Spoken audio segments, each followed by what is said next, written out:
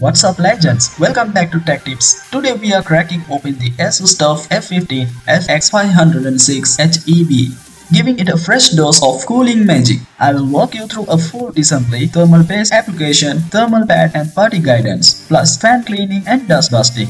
If your TUF is overheating or the fan sounds like a jet engine, this one's for you.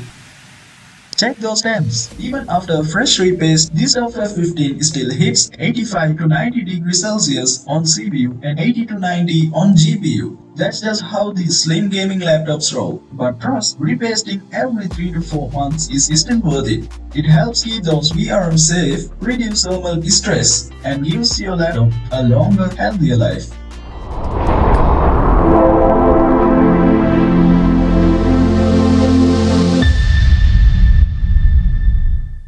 Remove all the screws from the bottom panel and make sure to place them in order. This model uses different screw sizes, so messing up the placement can strip threads or damage the casing during reassembly.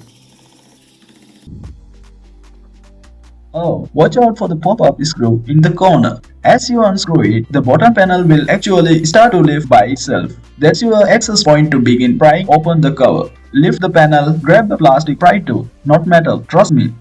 Gently work your way around the corners and edges. Take your time, apply light, even pressure. You will hear soft click as the clip release. No forcing, no bending. We are not breaking anything today, alright?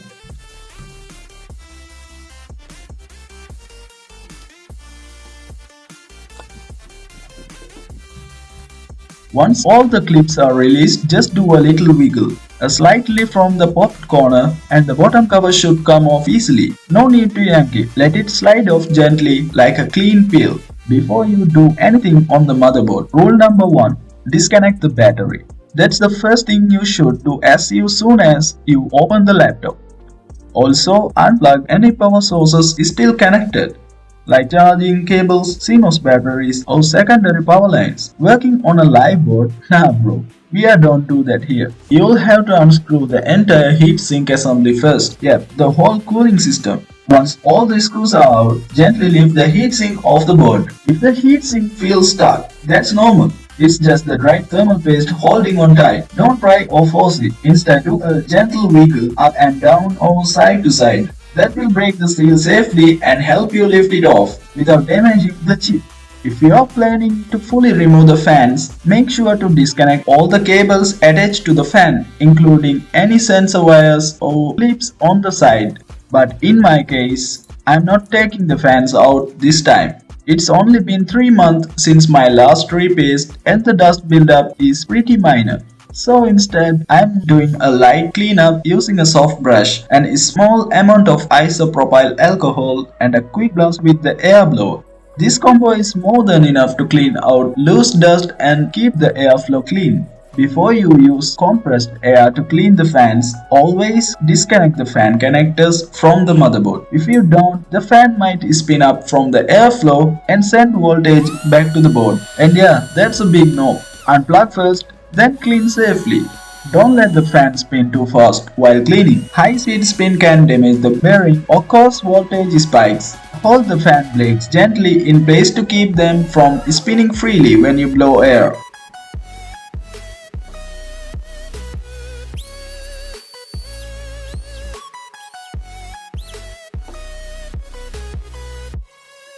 After you are done with the fans, grab a soft brush and gently remove dust from the motherboard and other components. No harsh scrubbing, just light stroke to clean away dirt without damaging anything. Now for the speaker area, I am using a neodymium magnet to safely pull out any metal dust or tiny particles that might have stuck to the speaker grids. This helps prevent weird crackling sound or long-term damage to the speaker coils.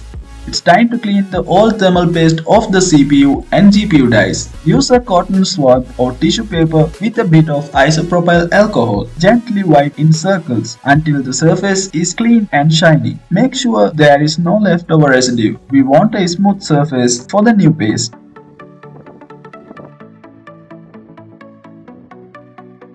Alright, there is the cooling combo I am going with. GD2 thermal paste on the VRAMs chips It's reliable and spread nicely across those white surfaces. If you have got it, you can also use Upsiren thermal putty, especially where thermal pads used to be or for uneven surfaces. It molds better and keeps solid contacts over time. And for the CPU and GPU dies, I am applying Arctic MX6 high performance paste for max thermal conductivity. Just a small pea-sized dot over the corners and one in the center. No need to spread it manually, the heatsink pressure will handle that for you.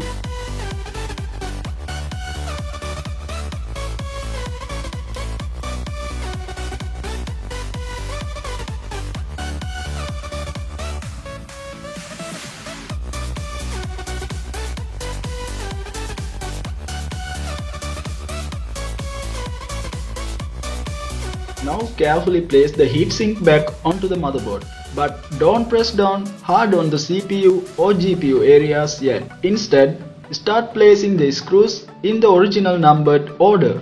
This ensures even pressure, helping the thermal paste spread out properly and making full contact with the CPU, GPU dies and VRAMs. Tighten the screws just enough, don't over tighten. Once you feel resistance, that's good. No need to crank it down hard. Double check all the thermal pads, make sure they are touching the heatsink properly. On this model, 1mm pads work best for the VRMs and VRAM. And don't forget about the PCH chipset. It usually has a small thermal pad too. If the pad still feels moist and intact, it's reusable. But if it's dried out, go ahead and replace it with a fresh pad or apply some thermal putty instead. Now reinstall the PCH heatsink, make sure all fan and power connectors are replugged, and once everything looks solid, reconnect the battery connector. Gently place the bottom cover back on, but don't screw it in yet.